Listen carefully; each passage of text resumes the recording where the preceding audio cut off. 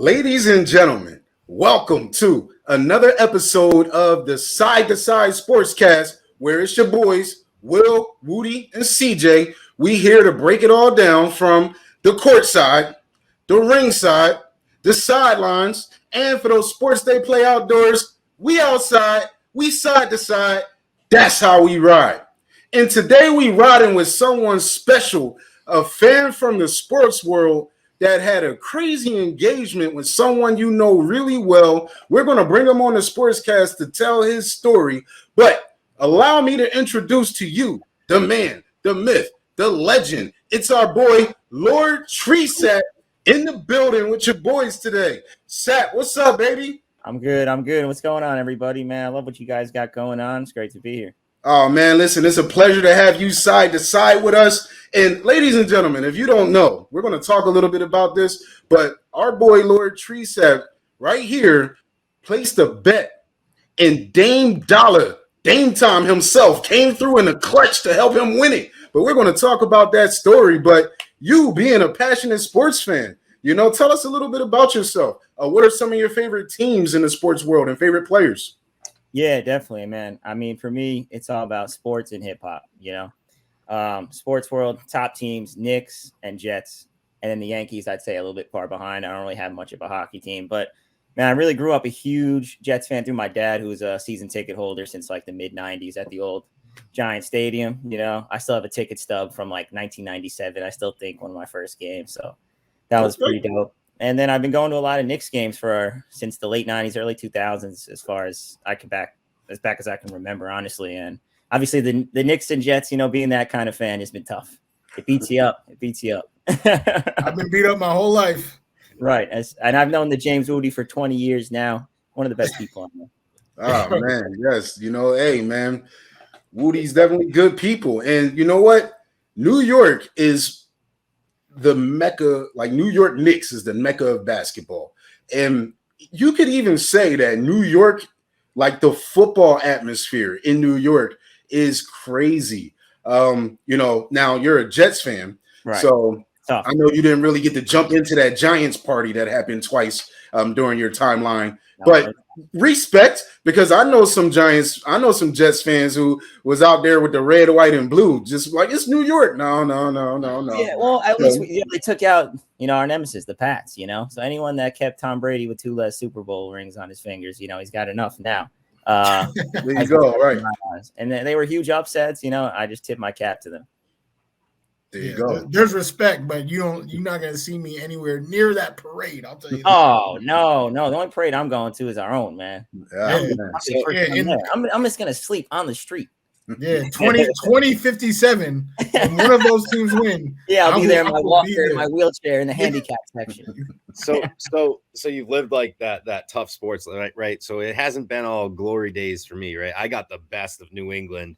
I'm not going to lie, right? So, but before that, living through the 90s, trying to like the Pats and the Celtics and the Red Sox was tough. I'll tell you. So I got my dose, but listen, what's your favorite sports moment, right? Like you've had some awesome times with some cool athletes, been to some awesome events. Like what's the one that sticks with you throughout, that childhood, that my favorite sports moment as far as like a game would have to be like beating the Patriots, beating you guys the January of 2011, in that divisional round. I mean, I wish it led to a Super Bowl for us. I really thought it was, just clearing you guys out. But that, after you guys beat us 45-3 a couple months prior on Monday Night Football and embarrass us, then to just go into there and just, beat up on you, Tom, Bill, in Gillette, like nothing has given me that kind of satisfaction in my life since. I can understand that. I mean, it pains me to hear, right? Because I relive that. Right. You guys on the other side, but you beat us down for 20 years. I'm so numb to the Patriots' success at this point, it doesn't even faze me. That's the crazy part. Yeah, it really doesn't. It's 6 rings, 7 rings, 5 rings. Does it really matter? I have 0. Well, hey, you know what? I think this is a later discussion for. Talking about some QBs that we got. Yes, for sure. We'll pause. We'll pause right there. Oh man, I don't want to bring it up too early. Well, it sounds like you do not like the Patriots, right? I think of my least favorite guys. I think of like Kevin Falk killing you on like a third down, Wes Welker, and little Edelman running over the middle. You know, little Edelman. You know what? I'm calling him little.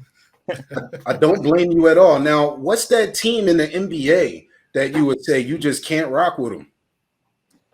Right now, I mean, see, I'm not even that big on the rivalries with the. I haven't rooted against the team in the NBA since the KD Golden State Warriors. I feel like that infuriated me to the point where I was like, yeah, I just wasn't down with KD, you know, being as great as he was, joining a team that he just blew a 3-1 lead on. So for me, that really upset me. Yeah, that rubbed me the wrong way, honestly. I hear you. No, point well taken. I think for a lot of us passionate basketball fans, and you bring up a good point, because one thing, the difference between the NFL and the NBA, like the NFL is so team centric that you love a team, like, and you hate a team.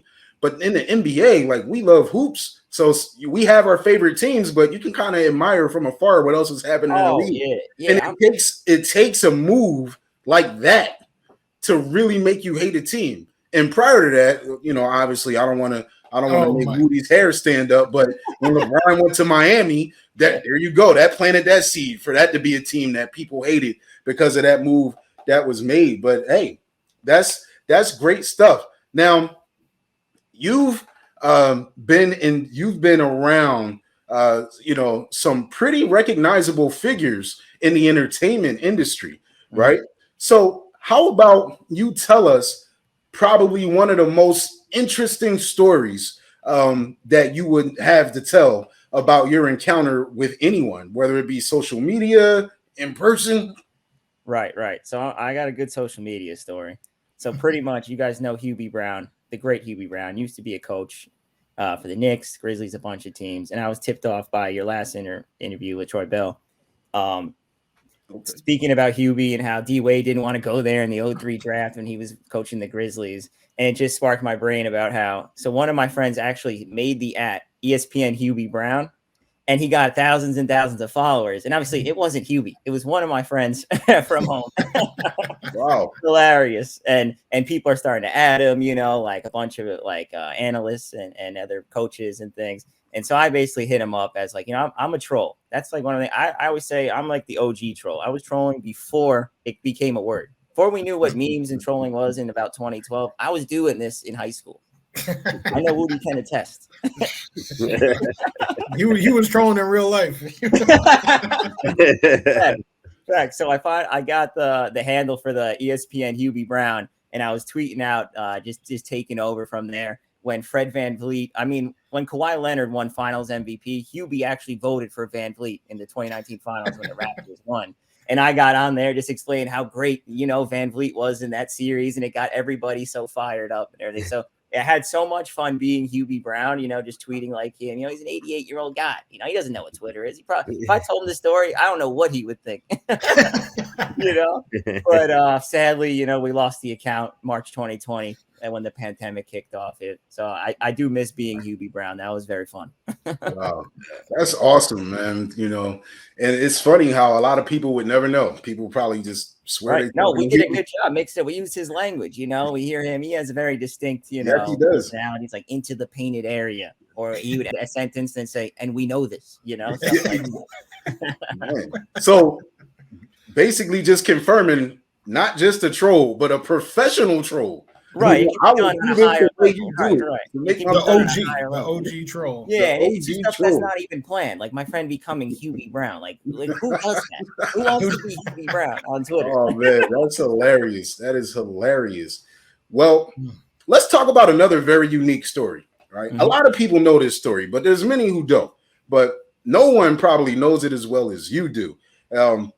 This is my first time meeting you, but the first time I actually heard of you was in the social media world. There was a tweet sent out where a fan, who is yourself actually, tweeted to Dame Lillard himself that you needed Dame and the Portland Trailblazers to win 42 games. Otherwise, you were going to lose your house. But I love how you ended it. You said, hey, whether homeless or in a mansion, I'm still a fan, right? Dame Lillard responded to you. He said, "Say less." And what's awesome about that is, you know how many people tweet, stars all the time and they don't get a response? That just proves that they're reading. And that was something where Dame, the type of person he is, he's like, "Oh, you're not going to lose your house on Dame time." So, Sap, tell us how it went down. Yes. I didn't forget about it, but I didn't actually relive it in my head until I knew I was coming on. So I was just going through it again, just brought it all back. So that was great. Awesome. I mean, I remember sitting there. This is like 1 a.m. on like a weeknight. You know what I mean? I'm just firing off. I'm looking at my bets. I'm like, this Portland Trailblazers over. It's not looking too good. Dame's out with the hammy injury. There's no fans in Portland, so their home court advantage ain't as good. So I just tweeted, I'm like, "Yo, how's the hammy?" And like you said, I say like, "Yo, how's whether I'm in the mansion or homeless, I'm still going to be a big fan of Dame. I'm a league pass guy. I always watch the Blazers. I'm someone that's just up late, Mm-hmm. And so I just, go brush my teeth, fire off the tweet, wash up, come back to my phone. I'm like, why do I have like 60 notifications right now? I'm like, oh my God. Dame said, "Say less." And then it just gets picked up. It creates a big thing, like the Bleacher Report betting accounts pick it up and a bunch of people. But the thing is that in the coming days, I'm the butt end of a joke. They're trolling me. They lost the next 5 straight games. So everyone's like, "Oh, this guy's going to lose his house." There was a bunch of funny memes and stuff. And so I'm enjoying it. Obviously, there was no house on the line. I had like $260 on it or whatever it was. But I was just enjoying it, And then for them to go out and win 9 of 11 down the stretch, was just so awesome. It was almost like a storybook. I mean, you can't make should have been like in the movies or something. Like that should be a movie. that last game was unbelievable. Yes. Right. So I want to even go before that. Yo, they could have clinched the second to last game. I remember watching this game. It was in Phoenix, TNT game. Oh my God. I was just watching the highlights again. Drove me absolutely crazy. They come back at the end. They're up 1. Robert Covington misses 2 free throws. And then at the other end, they give a bailout jump on a foul on a jump shot by Booker, with like 0.1 seconds. He obviously missed. And he made 2 free throws for the Suns to win. And like, that was a dagger. I just remember like, we got kicked out of a bar while we were watching this game because this is still during COVID. There was like, like restrictions and curfews and stuff. So we're watching this game streaming on our phone, me and a couple of my buddies. We have his phone set up on a dumpster in New York City. We're going crazy back and forth. Some lady screaming at us from like their apartment behind us, telling us to shut up. I'm screaming back at her. It was crazy. Wow. And then of course it comes down to that last game. And that's where it really took on like a life of its own, People are sending it to me that I know left and right. Like a guy went viral on TikTok with it. Sports Center reposted it. So I'm like, this is basically setting up for a moment in itself. I got guys from like, Czechoslovakia like that the day of the game. Like, yeah, man, like I'm just staying up and watching this game just for you. I'm like, oh my God, what am I doing to this guy? But I'm like, we're riding this till the wheels fall off. We're here already, So and it came down to that last game and they were favored, home against Denver. Denver didn't really need the game. I'm like, they're sitting here. I'm like, they're going to go hard. And they ended up blowing them out and we cruised to victory. I ended up throwing like another few hundred on. I'm like, hey, I feel like I have a house. I need to at least put another few hundred on this. So I probably did have like 500 going on it.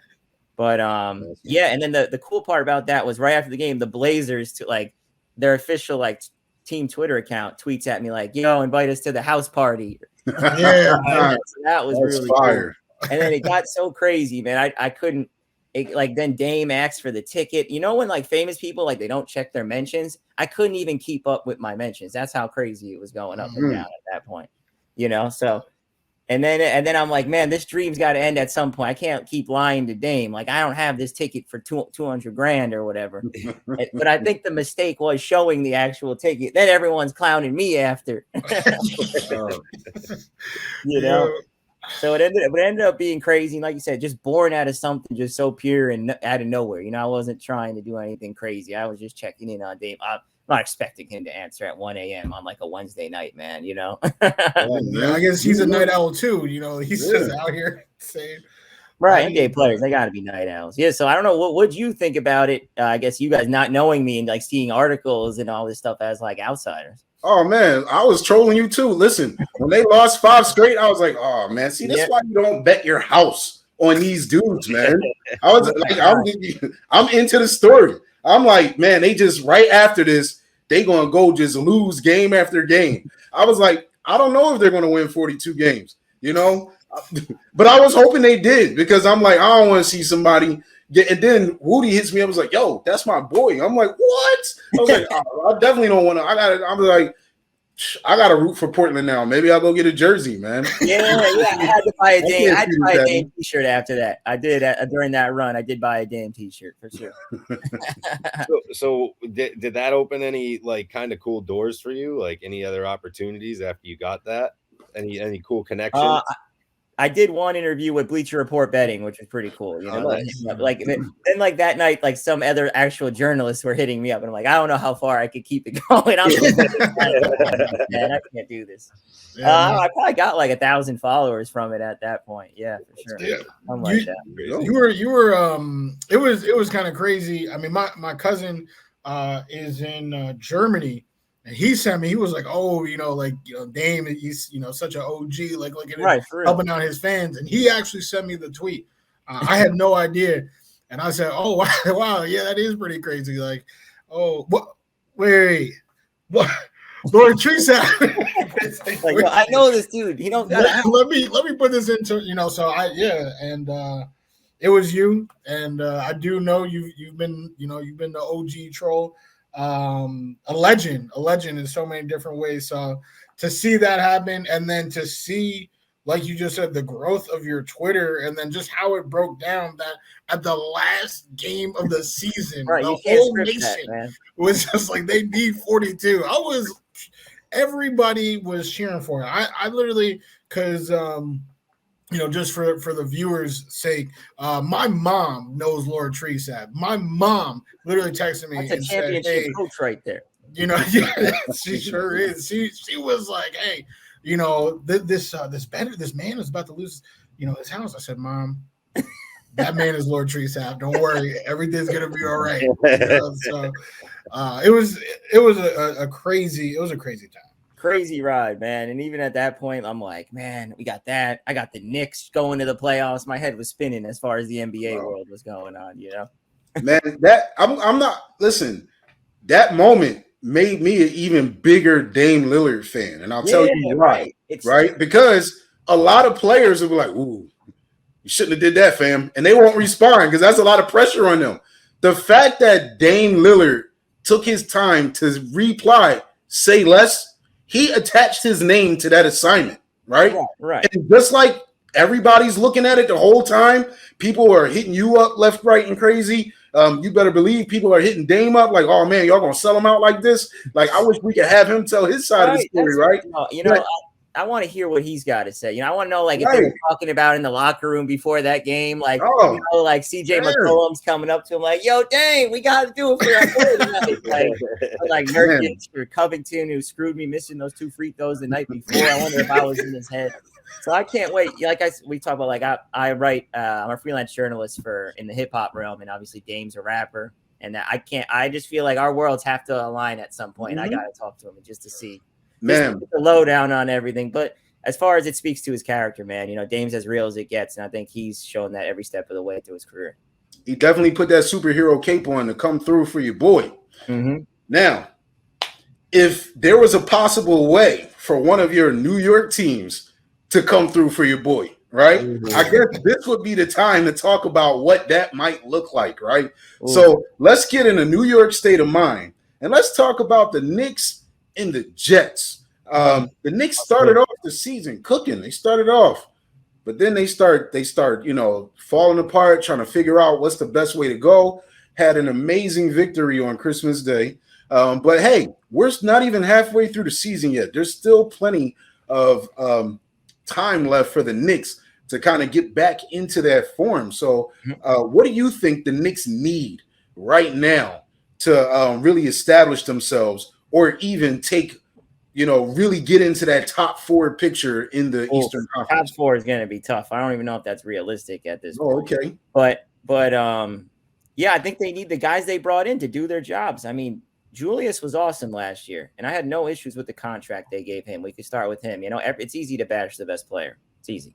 But I think most people that know basketball didn't expect Julius of last year to transfer over to this. You knew he was going to be a level or two down. At least that's how I felt.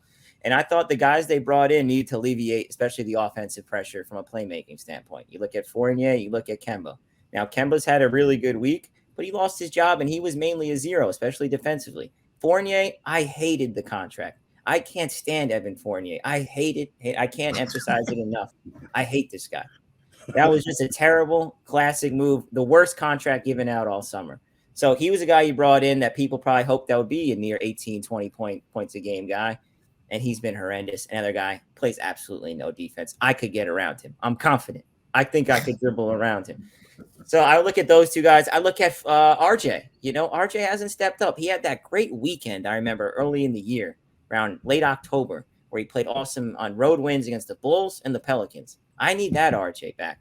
I thought this was going to be a two-way guy, and he just hasn't taken that next step. So those were like the three guys I looked at to really help Julius, as far as the Knicks taking the next step. But I just didn't like how we attacked the offseason, I really I know it's easy to say now. I look at like a guy like DeMar DeRozan was out there. He was the only top 30 free agent, and he costed the Bulls a pretty penny, but it's paying off. You see how well the Bulls are playing? Dropped 35 last night. They got a bunch of guys out. So that I'm just frustrated with the Knicks direction, to get capped out, to run it back with a lot of this pretty much the same cast. It's like, where do you go from here? Because I feel like being mediocre and in like the play-in sort of deal is the worst place to be in basketball. I would agree. I think the Knicks, honestly, it feels like impatience a lot of times in free agency, right? They want to go sign the big name guy, and like that was like Kemba was this, still had a little shimmer to him, right? And of course, homegrown kid, it sounds good, right? It's a story, right. Going back to MSG from back to his from roots. The BX repping, I get it. And like it all sounds all well and good until you realize, he was on the Celtics, and frankly, I had mixed feelings when he came in, because I was excited that we didn't have to go through this huge transition of losing Kyrie, but getting Kemba was still this. Okay, well now we have an undersized point guard who can't really shoot the three. He can, but he's not that consistent knockdown guy, right? And it's just I don't know. When he went to the Knicks and they decided to go grab him, I thought Fournier could have worked out. Right, you had Fournier too. You saw them. You saw both these guys firsthand, and you got eliminated in 5 by the Nets. You were like, "Yeah, happy. Please go to New York." Fournier reminds me now of Jeff Green, in the sense that every 3 weeks he'll go off and give you 30 plus, and you're like, "There he is. That's what we got. That's why we brought him in. He's here. He's going to be a 29 guy. We got this." And then next game he comes out and he's 4-3 on the stat sheet, and you're like, "Where did you go? Right, where have you been the last 39 yesterday?" I know. That's Fournier too, but I don't know, man. Me and Woody and Will have been talking about the Knicks and what might have to happen with this team. Right? Is there a panic trade on the table? I don't know, where they need an elite wing. They need an elite wing. We're hoping that it's RJ. It's not too late for RJ. The boy is 21. He's a boy. I'm not even saying the man. He's a boy. So he could still. But we need, DeRozan. That's a great suggestion, I guess. Right? We needed something. I think they got a little too hype. I think the front office was thinking, hey, we have a really good team and we only need a couple of pieces. But the team last year, wildly overperformed. You're talking about Julius himself, leveling down the whole team. The whole team. I've never seen anybody over. Right. Last year was so fun, man. You look at it. But we caught a lot of teams off guard. It was a COVID year. We haven't played since March. All those teams played in the bubble, and a lot of our guys, at RJ and Julius, they shot 40% from 3. That's not who they are. I think that was an aberration, Definitely.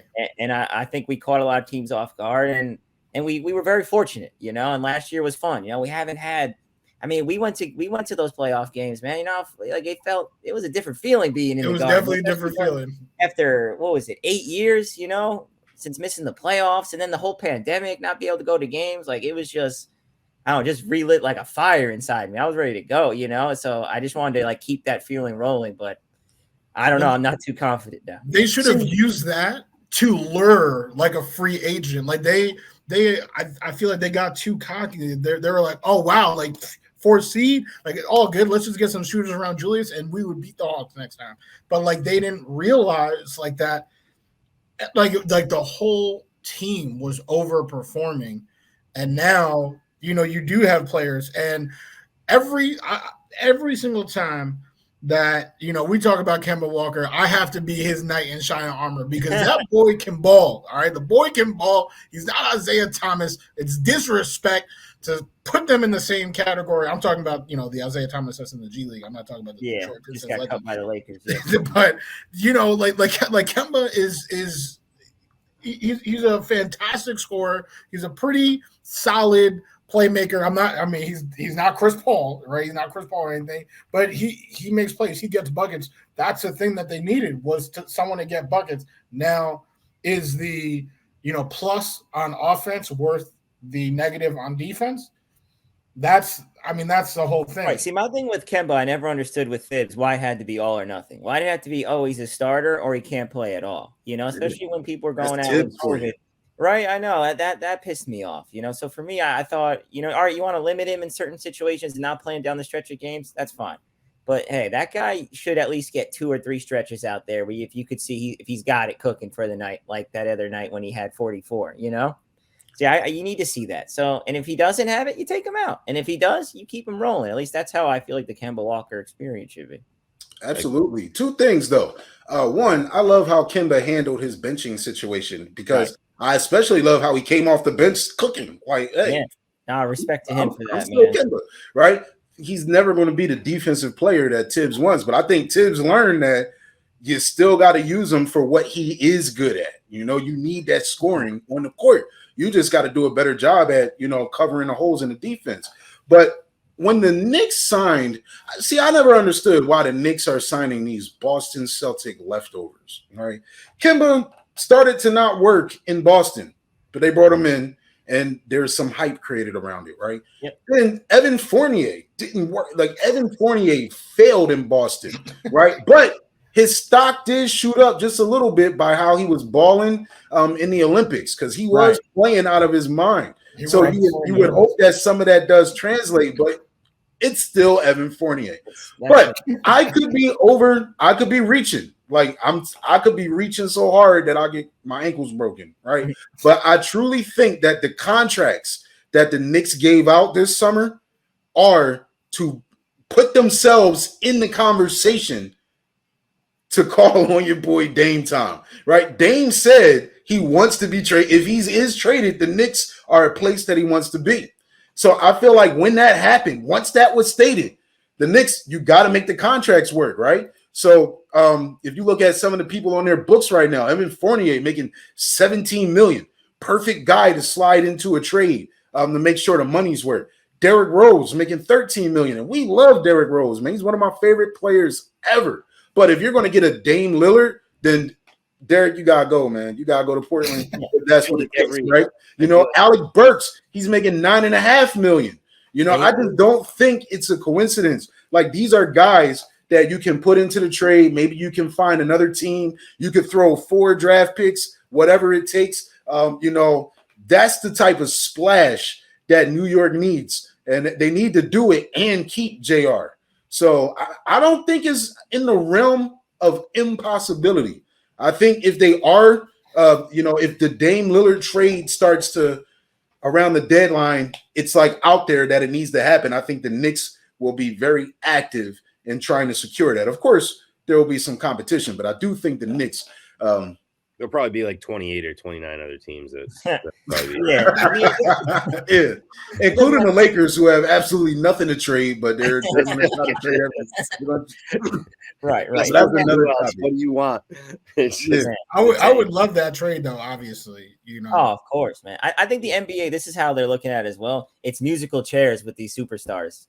They sign this contract to get their money, and then they want out, with 4 years left on a deal, which is a huge problem in the NBA. But it's musical chairs at this point. So whether it's Dame, or if you want to look at like a De'Aaron Fox, I don't know, we could throw out any name for rumors. Oh, yeah. I'm down to stir the pot. But you're right. The Knicks need a star. You don't win in this league without stars. You don't win in this league because your bench is playing well. You win in this league because you have multiple superstars. It's pretty simple. It's how it's always been.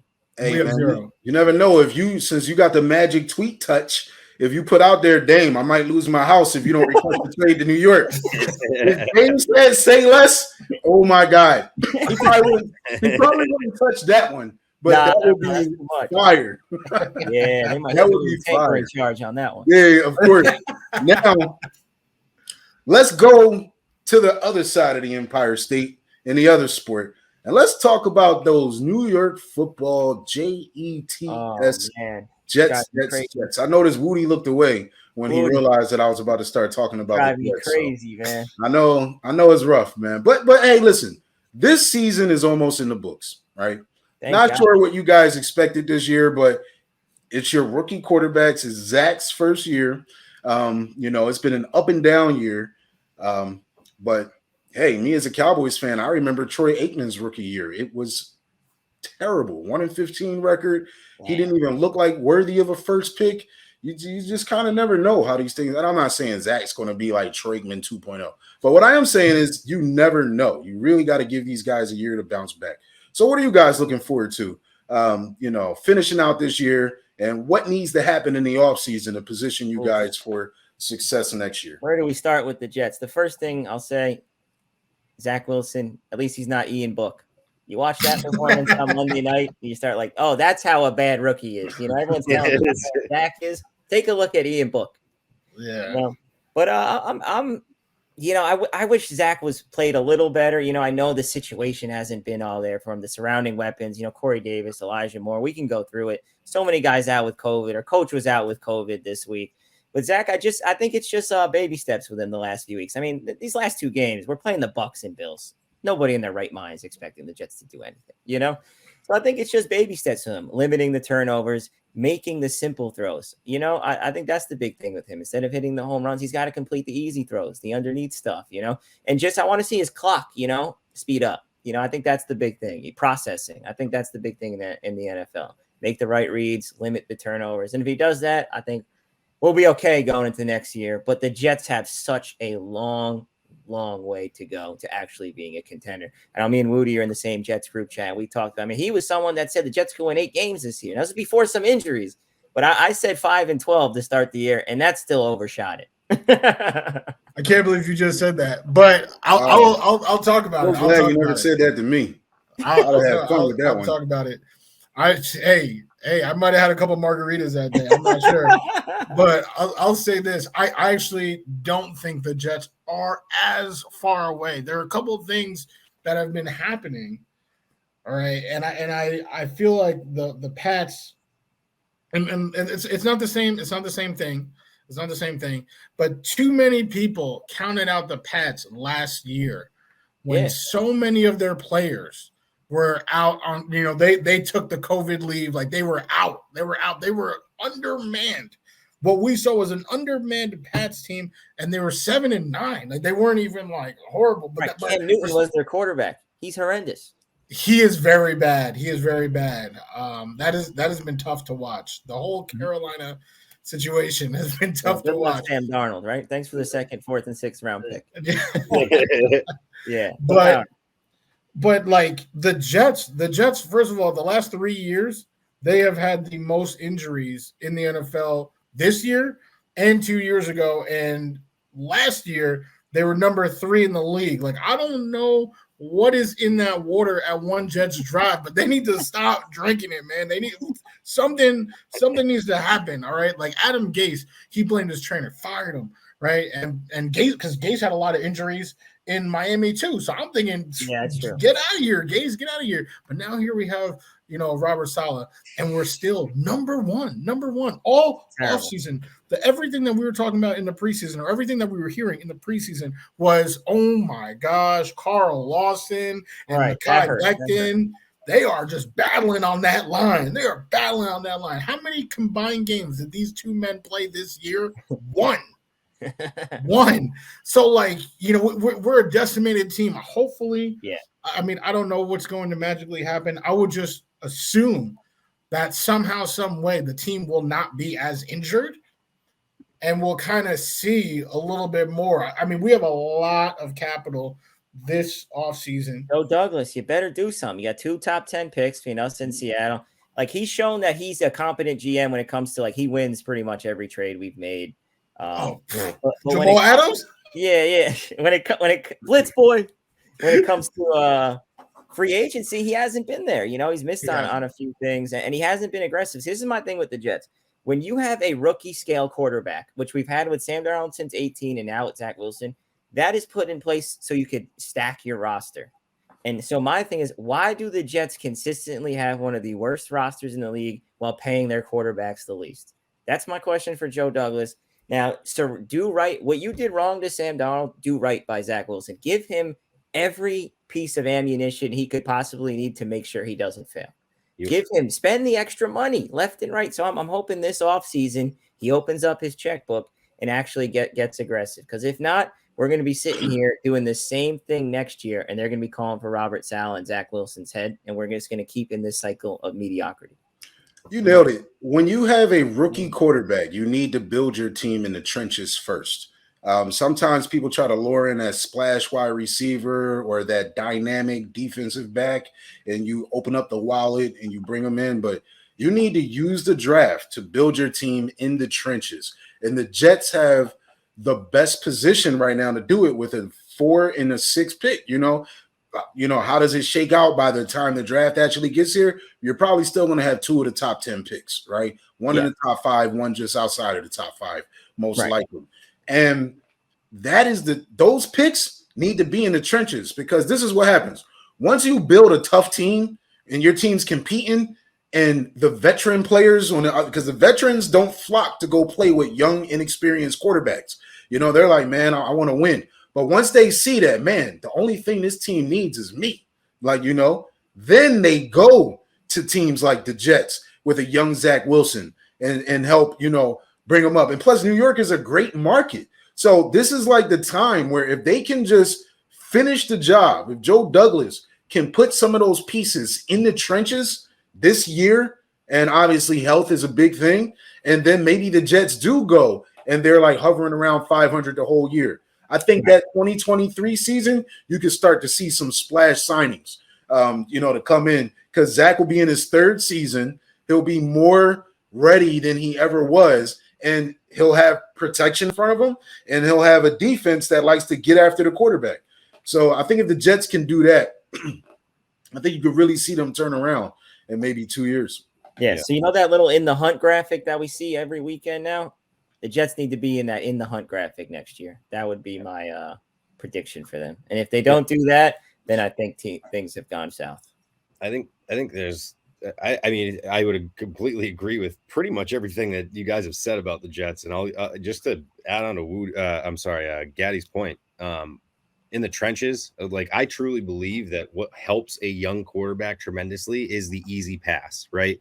He tight end routes that are over the middle, 5 to 7 yards, get that yak, give it, get the dump off to a good pass catching running back, which, by the way, Michael Carter is going to be that nice 3rd down back for you boys.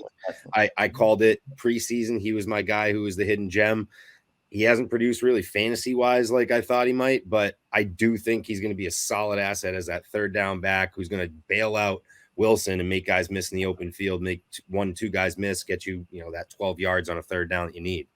Got to go out and get a tight end. I mean, you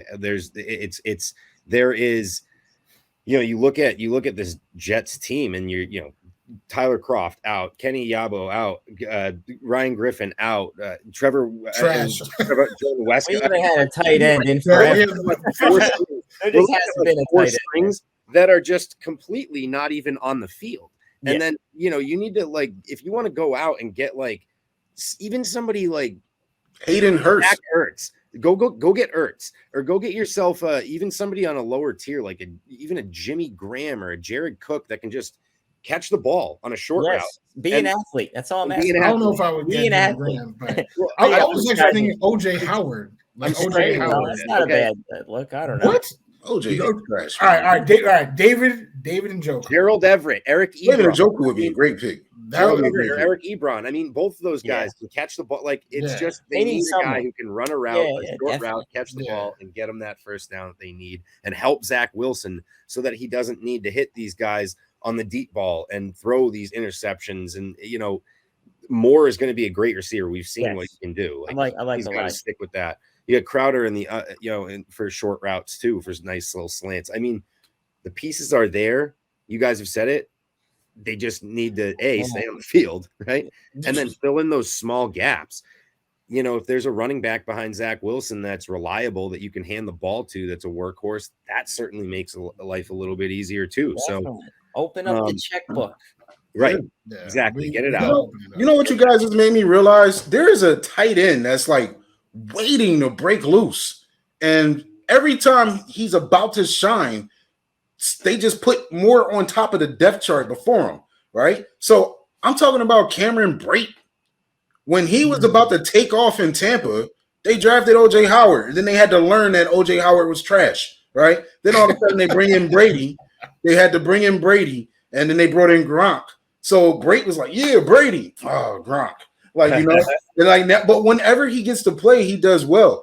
If there's like two guys that the Jets should probably bring in because it's definitely low risk, high reward, Cameron Brate, and I would say Hayden Hurst, because ever since the Falcons drafted Pitts, you know, Hurst is expendable. Like, you know, I still think he's got something to give. That would definitely be two good additions. Njoku's a free agent too. Yeah, I would take Njoku over. There's definitely some options out there for the Jets. So we definitely need a tight end. I've been saying that for years, you know, and I'm so mad. Like, you know, there are a lot of reasons why Jets fans are upset with or don't like Sam Darnold. I'm not even one of those fans, but I will say one of the worst things he did was pass those TDs to Ryan Griffin that 1 year so that he got that 3-year extension for no reason. They paid him. I know. Like, whatsoever. Yeah. I don't get it. You know, CJ named all 4 of our tight ends, none of them of which are good. You know, we're over on the field. They didn't even have the opportunity to be good. It's painful, man. See, I guess I'm lower than Moody on like where the Jets are. I think that it's tough to get out of this cycle of disaster. I think, you know, like we saw the Knicks do last year, the Jets need to have something like that go their way to where they can climb out and be competitive and show the league like, all right, we're stable. You don't need to have Robert Saleh and Joe Douglas and Zach Wilson on the hot seat where we're like, oh, if you guys don't perform this year, you're all done. You know what I mean? But remember what you said of what happened, like why the Knicks overperformed, right? Health was one of the key things, right? They didn't play in the bubble, right? They had a new coach, right? Tibbs, he had these boys playing defense, and I'm definitely not going to say that Saleh has. I'm not that respect, man. But I mean, it is a new coaching staff, and Mike LaFleur has been the best OC we have seen in. Yeah, I think we might owe him an apology. At least I was giving him a hard time earlier in the year, but he's shown that, like, you know, since he went up in the booth, you know, to call plays, he's been like very innovative with like some of his third downs, the trick plays, you know, siding between the run and the pass. I think he's put Zach in some good spots, so I think we got to give him some more credit. But the defense has been horrendous. You know, what was it that 4-game stretch we gave up the most points of any defense ever right there? I was like, oh my God, it's Jeff Ulbrich, our DC might have to go. I know they might end up cleaning a lot of the defensive staff. Definitely. It's been ugly, but I do think that, you know, we have a new staff. If we are healthy and we have a good offseason, I mean, we have a lot of picks, right? We got 5 picks in the top 50 like that. We got, you know, we have premium capital in the draft, and then we have, you know, top 5 cap space in the NFL. Like, we can we can flip this to get to, that 500 to that in the hunt, right? Because in the hunt, every team that was 6 and 7 was in the hunt. I think right, everyone was there except like us and the Texans. Can you guys be an in the hunt team next year? I say yes. I think yes. If you're asking me for a prediction, I'm going to say no. Oh, gun to my head. Oh, gun to my head. No. No way. But if it's a water gun, yeah, of course. Wow, man, gun to your head. That's pretty hardcore, man. That's pretty gangster. And if there's one thing in sports that I'm just going to take a trip down memory lane, right? Let's talk about some hip hop in sports. Back when I was a senior in high school, this is way back in the year 2000, right? My favorite athlete of all time, his name is Allen the Answer Iverson. Yes. Allen started flirting with coming out with an album, right? I think it was called like No Restrictions or something. To that name might be slightly wrong, but he came out with a single that was making waves. It was called 40 Bars, right? And the world was not ready for it. The hip hop culture was not allowed in basketball at this time. Everything about Iverson was bringing hip hop culture to the court. The way he dressed, he didn't wear suits. He had tattoos, he had cornrows, right? He was bringing the culture. This was at the very beginning, and there was a lot of friction.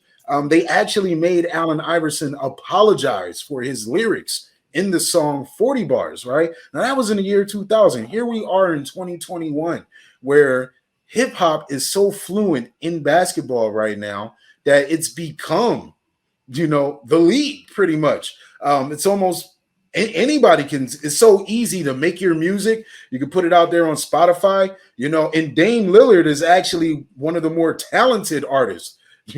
He's actually really good.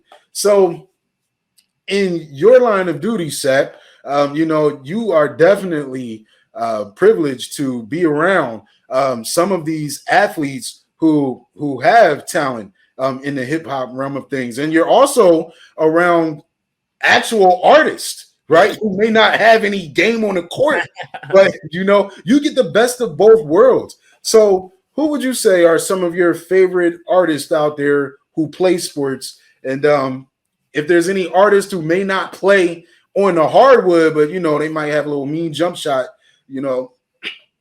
what do you say? Oh yeah, I mean, I look at Quavo as the one that's like jumps off the page these days. He can hoop.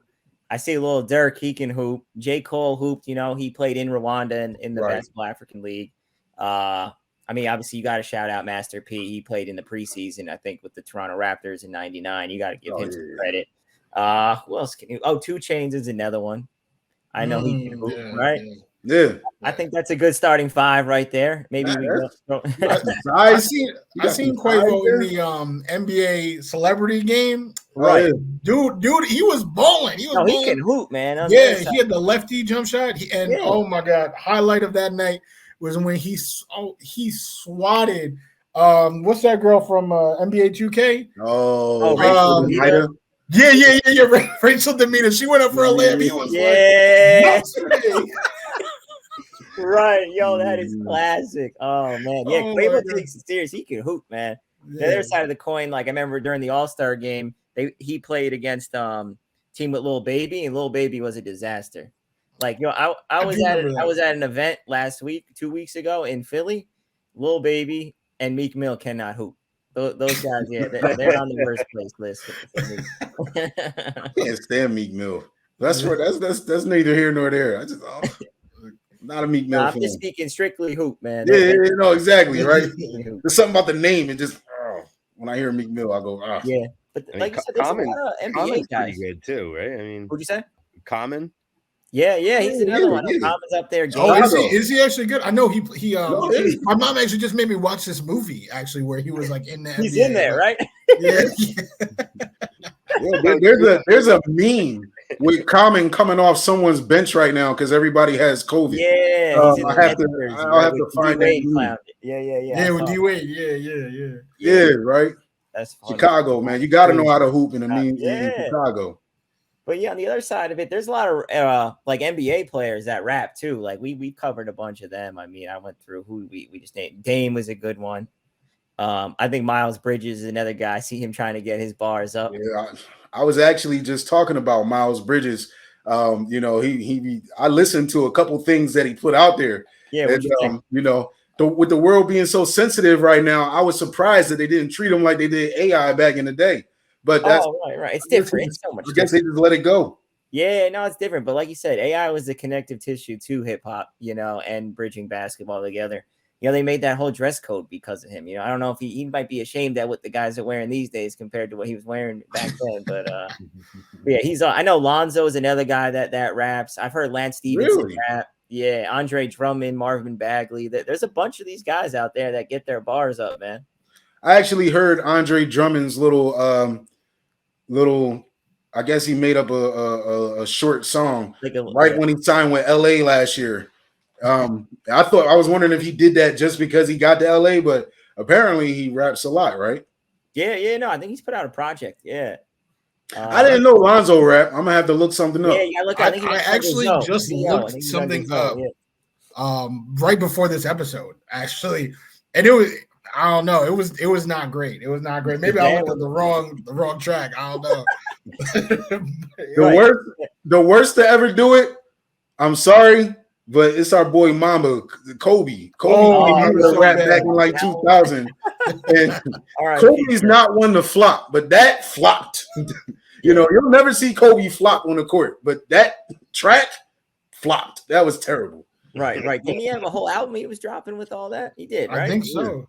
Mm-hmm. I think so, yeah. That was he's one of the funniest things that happened, and this is like you know, Kobe took Brandy to his senior prom. Yeah. Right? And that was in my hometown area. It wasn't too far away from where I went to high school. And I was in 9th grade at the time. And on the news, all of the students of that school were saying, this is not the Kobe Bryant prom. This is the Lower Merion prom. And I was like, dang, man, ain't no love for Kobe. No love for Kobe at all there, or Brandy for being there. Damn, yeah, that's messed up. Come on. Obviously, it is Kobe's prom. What the hell? Like, who that after that? Yeah. And Chris Webber, we used to roast Chris Webber because he was out there rapping with Felaz on. Oh, with Felaz. Dude, Chris Webber was rapping with Felaz. They was played out at the time. They're played out. They're still played out. Yeah. Some people trying to resurface them. This is like the time where you bring stuff back. That's true. I'm going to get my Starburys out. It's about to get crazy. So, who would you say is the best rapper in sports? Dame? Yeah, I'm going to give the belt to Dame right now, for sure. Have you heard anything from Le'Veon Bell? Oh, Lev, yeah. Remember, I listened to his last album when he signed with us, right before he signed with the Jets. Yeah, I think Le'Veon's got. I was not approving of his raps, but I did want him to sign with the Jets, so I bit my tongue at that time. Yeah, so I was listening to today. I was like, because I want to interview him, Kadarius Toney for the Giants raps too, under like Young Joker. Really? Okay. Yeah. Okay. So that's Will's boy. He's a Florida man. Yeah, Florida Gators. He's from Mobile, Alabama, though. Yep. I was happy because usually those Alabama boys, man, they go to Saban, and he actually went to the Swamp. So you know, it sounds like you listen to a lot of the young artists out there too, where you know I didn't even know Lonzo rap, I didn't even know Kadarius Toney rap. Yeah. So, is there anyone that you think can rival Dame if people just listen to him? Oh, as far as like just athletes. Yeah. Now, any athlete, any sport. I'm gonna stick with Dame, but you know who I did like? What'd you think of Lou Williams raps? Oh, you know what? That's a good one. He's another one I know that rapped, and I actually thought was solid. I was like, you know, but he never really went fully into it. Yeah. So right now, I give the belt to Dame as far as the best athlete rapper right now. He's really come out the most with it too, right? Like he's put the most. Yeah, he's put like projects out. It's like the most mainstream, you know. He has like the commercial where he's rapping. What is it, Hulu, or there's another one where he's rapping. He's got a good name, you know, Dame Dolla. You know, it's just like he's got the swag for it. Right, he's the biggest name of them all, so he's got the most visibility right now. Yeah. So like I bet you there's going to be somebody that pops out of the woodwork next that we're like, this is going to be like Marvin Bagley, like you said. Right. Someone everybody's going to be like, yo, he got a fire track out there. Marvin Bagley. He got a fire track. I heard it's Anthony Edwards, but I never heard anything he did. Yeah. Oh, did he? Oh, I never heard that either. Yeah, I haven't listened to Ant-Man. I do need to hear Ant-Man rap. I know he said he's like a little baby out there. You might have to put together like a little freestyle competition for NBA guys, right? Yeah, I would love to talk to all those guys, man. Yeah, Ant-Man's a good one, though. He's funny. I love his personality, man. I hope the league gets behind him. I know he's up there in frigid Minnesota, but I love what Ant-Man's got going on. Yeah. Hey, Minnesota is definitely a cold place to be, all right? Yes. Let's talk about what's saucy in the sports world right now. Let's talk about wings and things, right? So what's mild, medium, and hot in the sports world right now? However you like your wings, let's talk about some of the things that are going down from any team in any sport. You fellas mind if I kick this one off? Go for it, Eddie. So let's talk about what's mild right now in the sports world. We'll all start with our mild before we go on to the next one. And I want to talk about the Baltimore Ravens right now. Now, the Ravens, see, sometimes, do any of you have a diesel palate where somebody's like, yo, those wings, they hot, man. You want to be careful. When you eating them, you're like, where's the hotness at? It's not even hot. Like, it's not even hot. The Ravens are in this category because there was a point in the season where they were 8-4, right? They were hot. They were almost at the top of the AFC. Now, all of a sudden, they find themselves outside of the playoff picture. They lost 3 straight games, and 2 of them, they had a chance to win or at least go into overtime, but they went for 2. And they missed both times, took 2 L's, and then the Bengals just finished them off. Now, the only way they'll make the playoffs is they need to hope for other teams to lose. They don't control their own destiny. So the Baltimore Ravens, I'm going to have to say, if you put them on the chart of, wing spice, they're up there in the smiling. You eat these wings with a smile because they just not spicy at all. I'm talking like your teriyaki wings or your sweet barbecue. The Baltimore Ravens. Mild sauce. You know who's mild for me? It's just like, it's not even mild. It's just like, it's almost tangy at this point. I wouldn't even call it. You can give this to your children. They'll be okay. The LA Lakers, you can feed them to your children. You'll be just fine because they are so mild at this point. We had look at their roster, right? It's just like the roster from 5 years ago. Wow, that would have been amazing. But good Lord, they are just, the wheels are falling off. Everybody's trying to put them back on together. Then they just keep just getting worse and worse. And the age factor is getting worse as the season goes on. They're calling guys like Isaiah Thomas to come out. And I know COVID protocols, but come on. He's going out there and throwing up 32 points in 2 days for this team. Like, we never would have thought that this, I personally preseason never would have thought it would have been this bad. Losing 5 straight right now. They're real close against the Rockets, who've been playing real solid season so far. Super mild. I have no spice left for the Lakers. They might be my flavor of the week. All right, it's tough to bet against LeBron, man. I never want to jump off that ship, but man, it's not looking good. They're gonna need to retool for sure. Oh yeah, absolutely. That's it for me. That's my mild. Have it. Yeah. It's delicious. Yeah, we need street clothes back. AD needs to get back out here and play like it's hot 10 games. Hey man, that's a fire nickname for him. Street clothes. Yeah, that's all you be wearing. Coining that one, man. That's funny. There you go. So I got a mild sauce. I'll tell you something. It actually is kind of a combination of, some of the factors at play, right? Some of the things that Will said where, it depends on the palate, right? And then something that CJ said about the age factor here. I'll tell you one thing. One of my teams was only had 2 losses in the fantasy football season. And, that obviously meant that I had a bye for the first round of the playoffs. And I lost I lost straight up in the semifinals, first game in the playoffs, because of this organization and the terror that took place. My mild sauce of this episode of the Side to Side Sportscast is going to be the Tampa Bay Buccaneers without Chris Godwin, Mike Evans, Lenny Fournette. I mean, and this is kind of what we talk about is like, we know that, teams, right, injuries happen, right? Like no one ever wants to hear, oh, well, this guy was injured, this guy, that. But like that, but honestly, that does matter. Like that makes a huge impact. And to see the GOAT, right? I mean, is there an argument at this point, greatest of all time, struggles so poorly, and he always struggles against the Saints, right? We've seen that. We were seeing that all day. But now these guys go down, and he can't do a thing. Literally can't do a thing. And then for him to follow this up with a horrific fantasy losing performance for me, I mean, are they still the favorites? I think they're pretty mild. If someone, matches up with them in the playoffs, I mean, I don't know if Evans is coming back. I mean, we're gonna figure that out. But Brady needs his weapons. If there's anything we found out from his last year in New England, why he's even in Tampa Bay, is that Tom Brady needs weapons. He doesn't have them.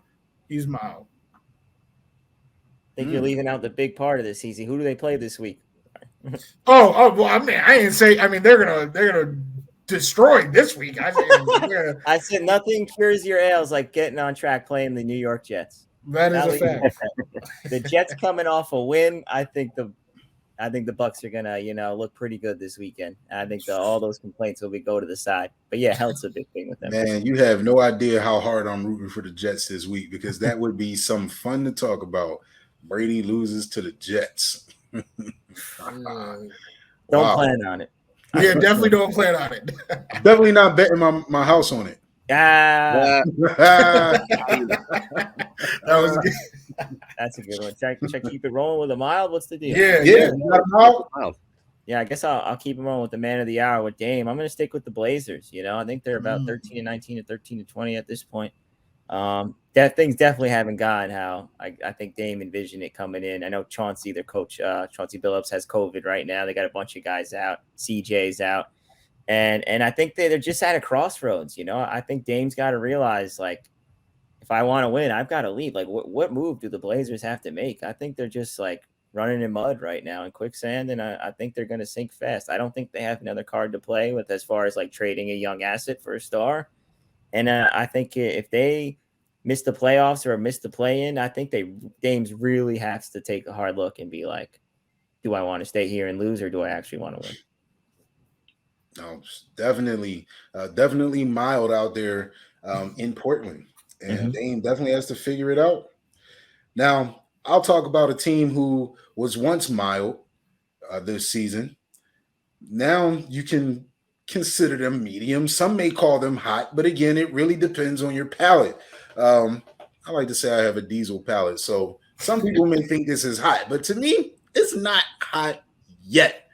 But it's a little bit more smoky than it once was. So let's talk about them South Beach boys, the Miami Dolphins. The Dolphins won their first game of the year, lost the next 7, but then they won the last 7, right? But if you really look at these teams that they beat, none of the teams that they beat during the 7-game win streak are currently inside of the playoff picture. They're all on the outside of the playoffs, either eliminated or looking in from afar.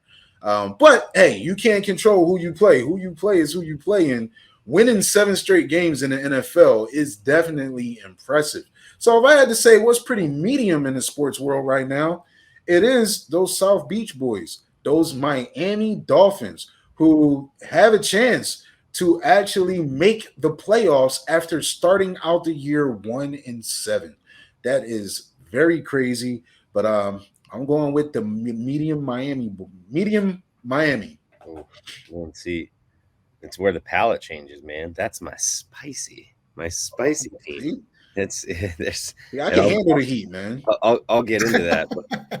I'll get into that. But my pick for the medium is Davis Mills. He's actually showing a little bit of something this rookie season. Is he spectacular? Is he knocking it out of the park right now? And 20 plus touchdown? No. He's with the Texans. He had really one weapon in Brandon Cooks. I mean, he's got guys out there. Rex Burkhead, who, bless his soul, I picked him up on the wire last week for my first round of playoffs. Got me to the championship game, but good Lord, that's not the guy you want behind you every day as a workhorse back. And then on top of that, I mean, he's got Nico Collins and Chris Conley. I mean, and he's still keeping his team competitive. I think if they put the right personnel around Mills, he's shown that he can actually get the job done. I mean, 12-9 as far as TD to interceptions is not horrible out of a rookie learning a new system, getting in the NFL, and having that type of personnel around him. I want to give him a little credit. He's getting a little bit more spicy. He's still okay on the palate. He can still eat it, but he might watch out because he might get hot soon. Okay. I knew that all we needed to do if we wanted Zach to perform is to sign Tyrod Taylor. He seems to be that whisperer everywhere he goes. Literally, Josh Allen. Well, we don't know where Baker's at right now, but that year, Baker Mayfield, Justin Herbert. I mean, the list goes on and on. So for Davis Mills to potentially add his name to that list is definitely a blessing for that team where they thought they had their guy. And now who knows the future of that? Like who knows? Who knows what Deshaun Watson's future is going to be? I don't. So that would be really awesome for hopefully them. Freedom. But my medium sauce is a team that if they were in the Eastern Conference, and I actually just realized this, if they were in the Eastern Conference, they would actually be the 9th seed. But right now they're in the Western Conference, so they're 5th seed. But this team, there's definitely, some spice to them, to some heat. But for some reason, Nikola Jokic just gets overlooked. I almost said overrated, but I meant overlooked. Like his, stat line, his ability to play. But my medium sauce for this segment is the entirety of the Denver Nuggets. They are 16-16. Of their last 10, they are 5-5. They played 18 games against their Western Conference foes. Guess what their record is? 9-9. So pretty much they are the purest definition of medium sauce. Despite Jokic, putting up some numbers right now. So that is, so there's definitely some heat. There's probably a few bites in there that's like a Jokic bite. You're like, oh, you know what I'm saying? But for the majority, got that jalapeno seed. Yeah, exactly. Jokic is a jalapeno seed. I like it. What do you got, Sap? What's your mind? Medium? All right, it's a team I actually don't like. Another team I actually root against. I hate the Buffalo Bills. I got to give them credit. Yeah. I thought they were hot at one point. Everyone's telling me how great they're going to get to the Super Bowl. Then they're in the dumps after they lose to the Patriots a few weeks ago in the windstorm a few weeks ago on Monday night. Now they bounce back, couple big wins, capped off by a big win in Foxborough, and we know how tough that is as Jets fans to go up there and actually beat them. So I got to give them credit. I think they put themselves back in position I think they have control of their own destiny actually for the AFC East. Yep. So I think they're right there. I'm not going to say they're a contender again and put them out, but I think they're medium. They got a little spark to them. They got a little spice to them right now where they're frisky. Yep. Josh Allen's playing good ball. So I got to give him some credit. Yes. Yeah. And Singletary, I'll say this, we had our Buffalo fan on last week and he was saying, Motor Singletary, he's the guy. He needs to be the guy. And we showed. I mean, the Bills just showed the Pats this guy can shove it down your throat too if he needs to. So they really he brought it. They listened. Yeah, they love him. Hey, no, the Buffalo Bills definitely flip the switch up on their spice level just a little bit. Not quite hot, but definitely in the medium realm of things. But I'm about to tell you guys about something that is piping hot right now. Oh my gosh. That is piping hot right now. You know, you want to talk about what is hot in December? Come on, man. Come on, man. It's them Dallas Cowboys, baby. Smoking hot in December. The last 4 weeks, okay? 4 defensive touchdowns, 13 sacks, 10 interceptions, and 6 forced fumbles. It is a dominant December for Dallas. And it is nothing more hot in the NFL right now than this ghost pepper defense, baby. Micah Parsons is the young lion. He says the lion is always hungry. If any of you watched Hard Knocks, you heard Micah Parsons say the lion's always hungry. Now he's the leader of this defense. And the rest of the boys, they call themselves the Pride, baby. The Pride. Come on, man. We got it going in December right now. And CJ, your hot is weak sauce because it's not as hot as them boys right now. That is factually incorrect, given that they haven't won as many games in a row. The Miami Dolphins are definitely the hottest because look at they lost. That team lost 7 in a row. 7 in a row. Flip a switch. I don't care. Say what you want about the schedule. It is tough to flip a switch and win 7 in a row after you've lost 7 in a row. I don't care who you are, what team you are, how easy your schedule is. Flores turned that around. Tua came in, started doing his thing. They've started to play like the team that they thought they were going to be at the beginning of the season. I am very impressed with the Dolphins. But since we already mentioned that, I'm going to give you my backup, what was my slightly less spicy than the Dolphins, but still has a little bit of that kick to it, the Brooklyn Nets, okay? These guys are about to get a little bit sizzly, and they're already first place in the Eastern Conference. They were cruising without KD, without Kyrie. Now they won 2 straight in LA, flying to the West Coast, now flying back, getting KD and Kyrie back. Come on. This team is going to be, look, Harden said it himself in the post-game interview. This team's confidence level is through the roof right now. Being able to get those 2 guys back and people who were playing well, who are bench players, now getting to play at the bench and bring in Kyrie and KD, forget about it. This team's going on a run right now. I'm calling it. They're going to end up going 10 straight, maybe on top of these 2 wins. Might win 12 straight right now and rip them off. That's my sizzler for you. Okay, I'm glad you did something different than the medium Miami boys, because the Miami Dolphins had to play us. They take the L. Everything's less spicy with than the Cowboys right now for you. It's okay. I understand. I'm glad you said the words "for you," so that I didn't have to CJ. Good job. Honestly, the Dolphins actually are kind of hot. I mean, 8 wins in a row. That is actually a pretty big deal. Oh, right. It is 8. You know, maybe they're medium hot. I don't know. The Cowboys are all right. You know, but 8 wins is impressive. It surely is. You know what's a little bit better than just, you know, having the Miami Dolphin 8 wins after losing 7 times in a row? It's having 8 straight wins while also having the best quarterback on planet Earth. I'm talking about the same exact choice that I had for hot sauce the very first time that we played this game. I'm talking about them boys in Kansas City, the Chiefs. Oh my gosh, these boys are on fire, and it doesn't even matter who is getting the ball. Is it Travis Kelce? Is it Byron Pringle? It doesn't matter. Is Clyde Edwards-Helaire going to be healthy? It doesn't matter, because whoever's out there, Andy Reid is throwing them in there, and they are winning games. They have won 8 straight. And I'm telling you right now, there is no team more dangerous in the AFC than the Kansas City Chiefs. They are my pick. 2nd time in a row for wings and things, the hottest thing in this game right now.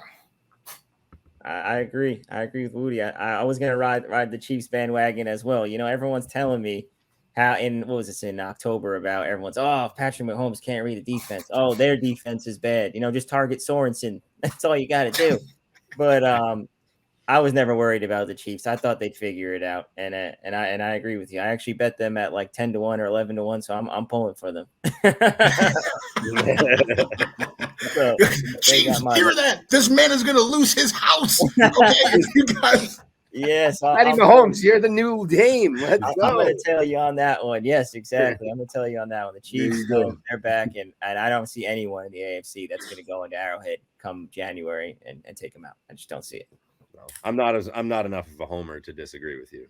I mean, I would say the hottest team overall in the NFL has to be the Kansas City Chiefs. So definitely a great pick there. Ladies, yeah, remember when they smacked the Cowboys? Oh, hey, they beat us.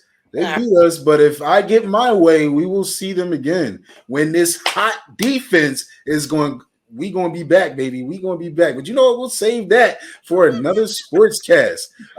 As for tonight, Sap, listen, we appreciate you coming through, man. You can come on the sportscast anytime you would like to. Thank you for doing what you do, man. And you guys having me, man. It was a lot of fun here on Side to Side. Oh yeah, awesome, man. Thank you for being side to side with the crew. And ladies and gentlemen, we want you to come on the sportscast with your boys, and we want you to break it down from all sides. We want you to call it how you see it, call it how you saw it, call out those who didn't see it how you saw it. Come on the sportscast and represent what you know about your teams and your favorite players. Until the next time, we out.